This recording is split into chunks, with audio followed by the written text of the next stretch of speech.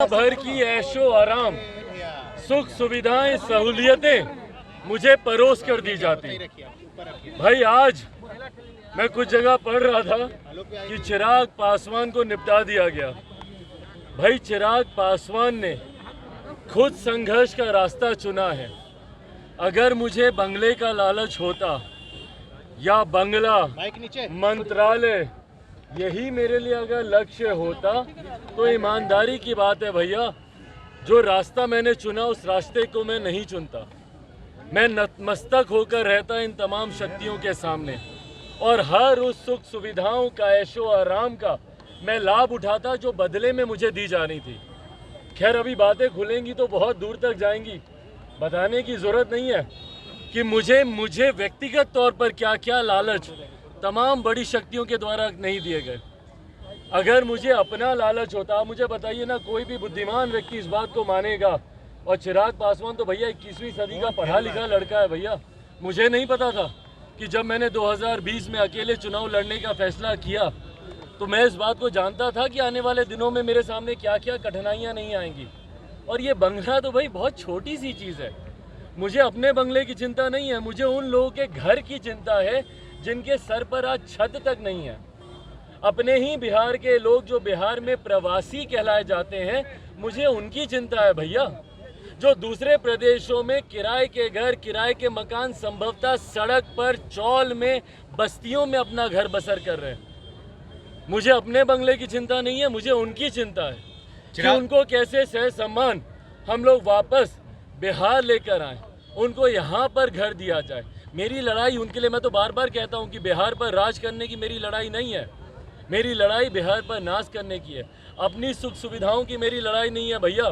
संघर्ष मुझे विरासत में मिला है और यही संघर्ष मुझे विरासत में मिला है। जो लोग बोलते हैं ना नेपोटिज्म, नेपोटिज्म के नाम पर, लेगेसी के नाम पर मुझे ये संघर्ष दिया गया है जो मैंने अपने पिता से सीखा।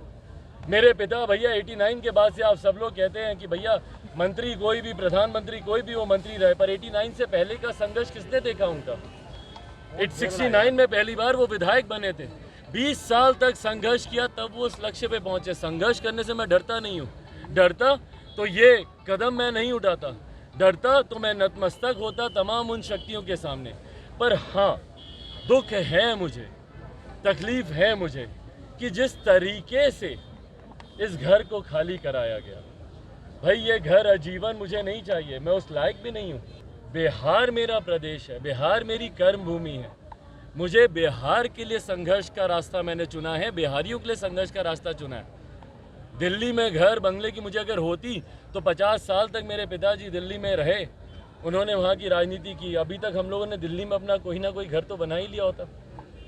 कम से कम खुशी है मुझे इस बात की कि लोगों को इस बात का तो पता चला, जो भ्रम फैलाते हैं कि भैया 50 साल आपके पिता मंत्री रहे। मुझे गर्व है कि वो एक ऐसे मंत्री रहे जिन्होंने अपने लिए कभी काम नहीं किया होता तो कम से कम आज अपने लिए एक वैकल्पिक व्यवस्था दिल्ली में करके रखी होती।